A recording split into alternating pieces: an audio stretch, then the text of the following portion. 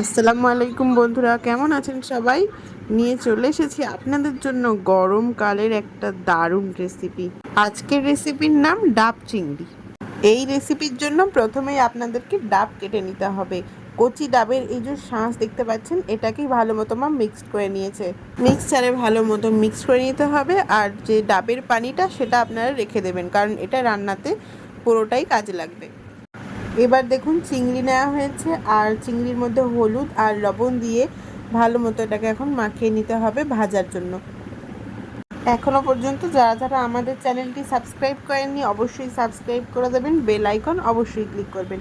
নতুন নতুন অনেক আরও ভিডিও আসছে, আপনারা দেখতে থাকুন।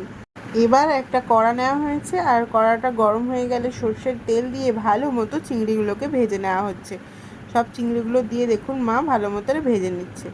হালকা করে ভেজে নিলেই হবে, বেশি ভাজলে চিংড়িগুলো শক্ত হয়ে যেতে পারে, তাই জন্য মা হালকা হালকা করে ভেজে নিয়েছে। দেখতেই পাচ্ছেন সমস্ত কিছু চিংড়ি ভাজা হয়ে গিয়েছে। এবার সেই তেলেই দিয়ে দিতে হবে পেঁয়াজ বাটা। আগে থেকে পেঁয়াজ বেটে নেওয়া হয়েছিল, সেই পেঁয়াজ বাটাটা দিয়ে দেওয়া হলো।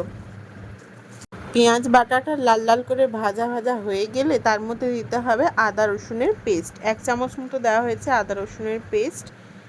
এরপর একটা মিশ্রণ দিতে হবে, যেটা আগে থেকে বানানো হয়েছিল, দেখতেই পাচ্ছেন জিরে, সর্ষে আর পোস্ত দিয়ে একটা দারুণ পেস্ট। এই হাফ বাটি মতো পেস্টটা দিয়ে দেওয়া হলো সমস্তটাই। দিয়ে ভালো মতো এবার মশলাগুলোকে একসাথে মিক্সড করতে হবে, অনেকক্ষণ ধরে একটু কষাতে হবে। এবার দিয়ে দিতে হবে হলুদ গুঁড়ো ওপর থেকে পরিমাণ মতো, আর দিতে হবে পরিমাণ মতো লবণ। মশলাতে যেটুকু লবণ লাগবে সেটুকুই। সমস্ত কিছু দেওয়া হয়ে গিয়েছে। এবার মশলাটা ভালো মতো কষাতে হবে। মশলাটা ভালো মতো কষা কষা হয়ে গেলে আমাদের মেন ইনগ্রিডিয়েন্টস যেটা হচ্ছে ডাবের পানি, সেই পানিটাই দিয়ে দিতে হবে।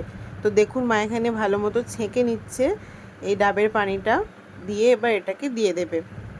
দেখুন ভালো মতো তেল ছেড়ে দেবে মশলা থেকে। এবার পানিটা মা দিয়ে দিল, আর দিচ্ছে দেখুন কচি ডাবের যে শাঁস, সেটা আমরা মিক্স করে নিয়েছিলাম ভালো মতো মিক্সচারে, সেটাই দিয়ে দেওয়া হচ্ছে।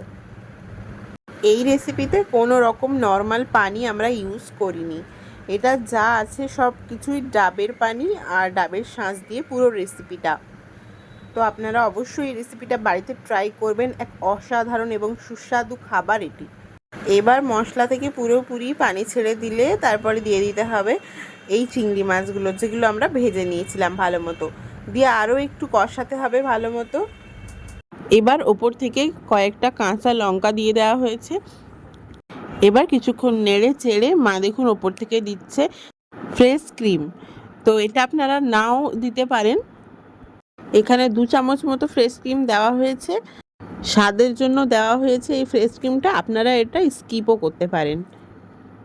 এবার একটু কষিয়ে ভালো মতো একটু শুকনো শুকনো হয়ে এলে দিয়ে দিতে হবে ওপর থেকে পরিমাণ মতো ডাবের পানি। এবার কিছুক্ষণ নেড়ে চেড়ে ঢাকনা চাপা দিয়ে রাখতে হবে কিছুক্ষণের জন্য। এবার কিছুক্ষণ ভালো মতো ফোটার পর ঢাকনা খুলে আপনারা দেখবেন যে পুরো ঘন ঘন হয়ে এসেছে, তাহলেই বুঝতে পারবেন যে রেসিপিটি পুরো কমপ্লিট হয়ে গিয়েছে। তো মা দেখুন এখানে পুরো রেসিপিটা কমপ্লিট করে ফেলেছে। আর এবার আমরা এই চিংড়িগুলোকে আগে থেকে কেটে রাখা ছোট একটা ডাবের মধ্যে দিয়ে দিচ্ছি সুন্দর একটা পরিবেশনের জন্য। আমাদের গাছের ডাবগুলো একটু ছোট সাইজের, সেই জন্য মা এখানে ডাবের মধ্যে ডাইরেক্ট রান্নাটি না করে কড়াতেই করা হয়েছে। রেসিপিটি ডাবের মধ্যে দিয়েও অন্যভাবে করা যায়, কিন্তু আমাদের এই রেসিপিটি দারুণ খেতে হয়েছে।